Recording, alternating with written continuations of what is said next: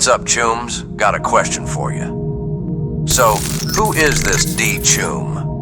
Well, I'll tell you what I think he is. But hold your horses. Let me lay it out proper. I think he's... Oh, now why the confused look you're wearing there, Choom? Heh, my bad. I plumb forgot to introduce myself. Real sloppy of me. Ain't no way to ride into a convo like some chrome-brained gonk, assuming everybody already knows your signal. For those who may not know me, or heck, maybe you do, but I got a feeling there's a whole mess of new ears tuned in. It's the GCJ here, stands for Golden Choom Jakey.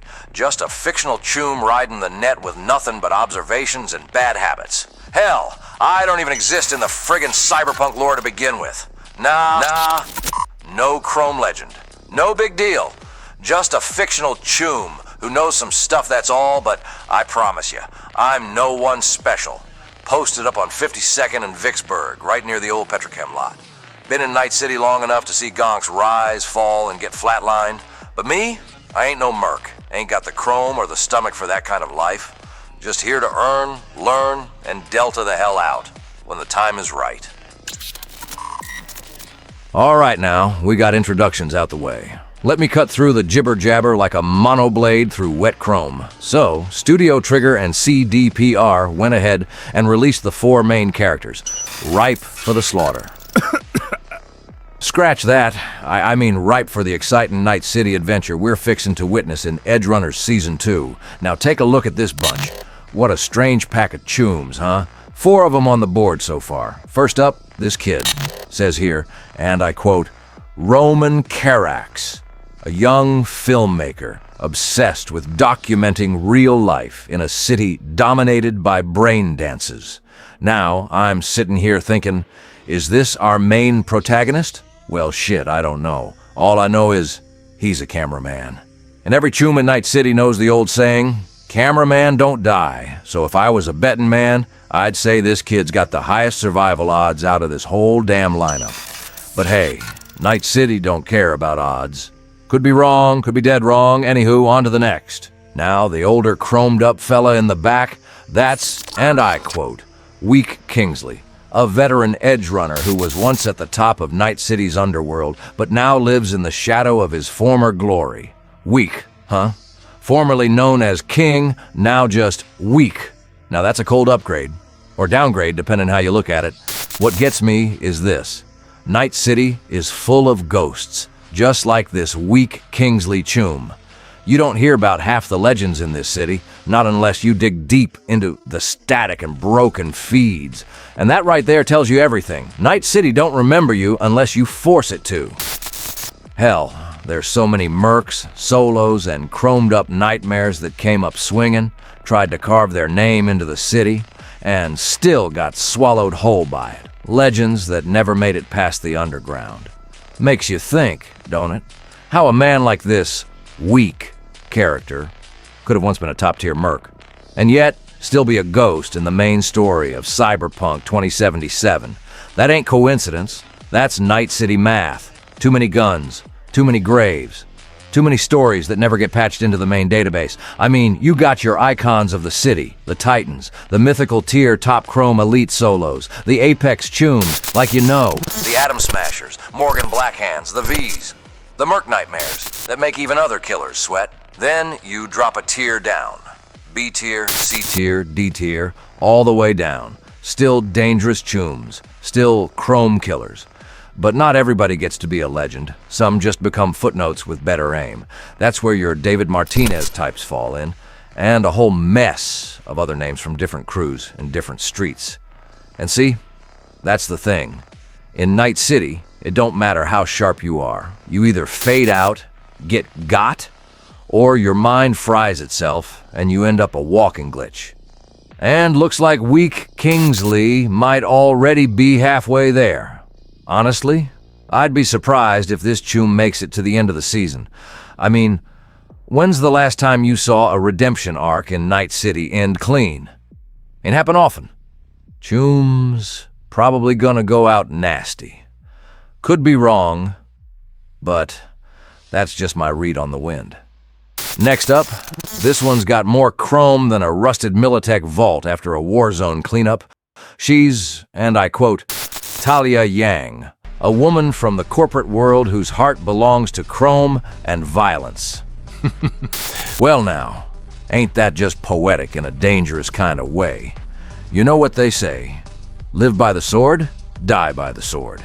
This young lady looks like she don't just walk through violence, she dances in it.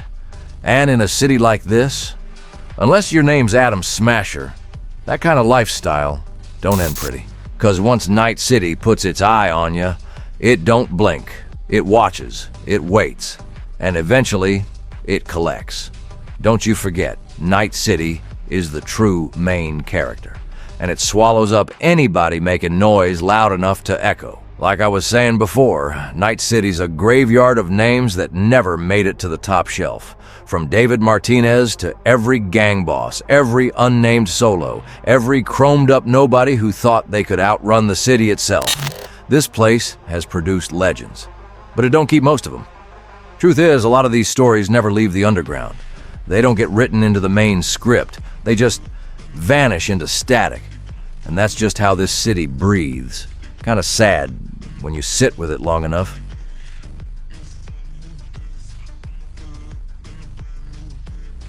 Now finally, the character I actually wanted to focus on. The whole reason I'm even sitting here talking to y'all, it's this guy in the blue. You may ask, why him? I mean, he probably ain't even the main character. So why this choom? Well, several reasons. But I'll get to that after I break down what's been officially released. His name? D. By the way, which stands for... These nuts. And I quote, D, a Snake Nation netrunner seeking revenge against the people who wiped out his clan. Now that right there, that description, that got my attention real quick. I mean, looking at him, are we sure the folks who wiped out his clan didn't include his own bloodline? Maybe an older brother out there somewhere with a vendetta of his own? Jokes aside, just look at his design. There's something familiar about it, real deliberate, real sharp. First thing it reminds me of, Sasuke Uchiha, from that old Japanese anime, Naruto. Now I ain't saying it's a copy or nothing like that, but the vibe, the silhouette, the color balance, blue and white scheme, sharp hair design, that quiet revenge energy sitting behind the eyes, that ain't accidental in a world like this. That's intention. Think about it. Revenge-driven backstory, cold, controlled aesthetic, clean but hostile color palette, and then there's the fact he's a netrunner. Now in Naruto, the Uchiha clan, Sasuke's people, got the Sharingan, eyes that let them see through everything, predict movements, burn down their enemies' will before the fight even starts. And in Cyberpunk, the closest thing you're gonna find to that is a netrunner with quick hacks. A choom who don't fight with fists or chrome fists, but with code. Eyes that don't just see the world, they rewrite it. They overload systems, fry cyberware, collapse neural links. And if you dig deep enough into the net, you're messing with things like the Black Wall. That's as close to sorcery as Night City gets. Now, I want to be clear on something. This is speculation, not gospel. But hear me out. Just like in the real world, we got influencers like that iShowSpeed fellow who take inspiration from anime characters like Luffy from One Piece. I think it's possible. Within the story world, the characters like this D-Choom are shaped by those same kinds of cultural echoes. Maybe his whole style is influenced by Sasuke's because he relates to his story, and the show blatantly acknowledges that. Maybe that story of revenge hits him so deep it bleeds into how he presents himself, his style, his posture, his identity. Now I doubt the showrunners would ever come out and say that outright. That'd open up a whole legal storm nobody wants. But subtle inspiration? Symbolic nods? Yeah, that's fair game. And honestly, that kind of design layering is what makes Night City stories hit different. It ain't just what a character is, it's what they echo. Now, something else that stood out to me. those burn-like markings on his face and hands. That ties right back into his life as a netrunner. In that world, it's simple. Burn or get burned. And those marks, they look like scars left behind by bad runs, failed hacks, systems that pushed back harder than expected. Maybe he's survived things most netrunners don't come back from, or maybe he's still carrying the cost of those gigs on his skin. We'll see how that unfolds.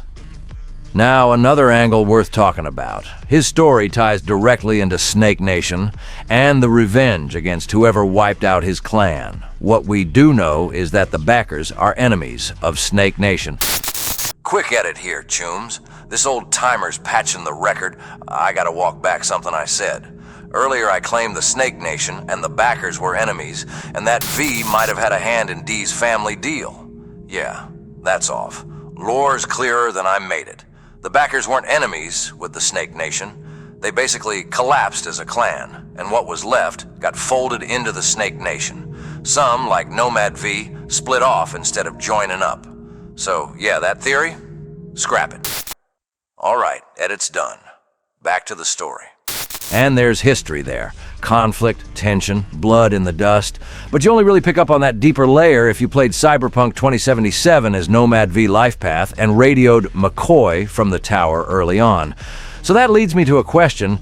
Could whoever wiped out Snake Nation somehow tie back to V? Because if the backers and Snake Nation were enemies, and Nomad V was originally a backer, then there's a thread there worth pulling. Just speculation. But Night City is built on those kind of threads. And finally, the name. D.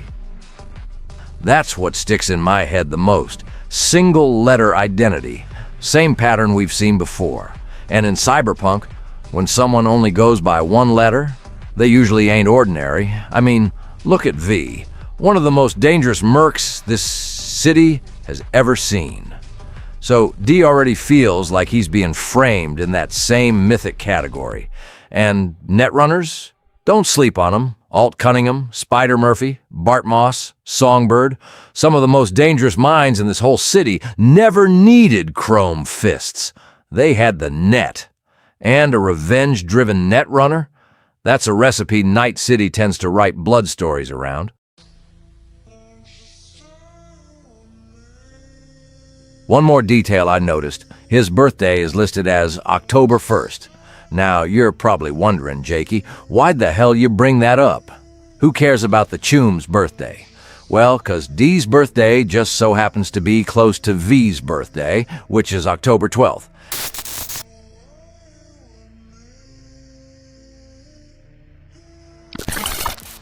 As CDPR confirmed.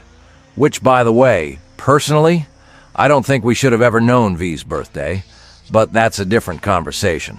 Still, the proximity is interesting. One letter name, same birth month. Coincidence? Maybe. Or maybe Night City don't believe in coincidences.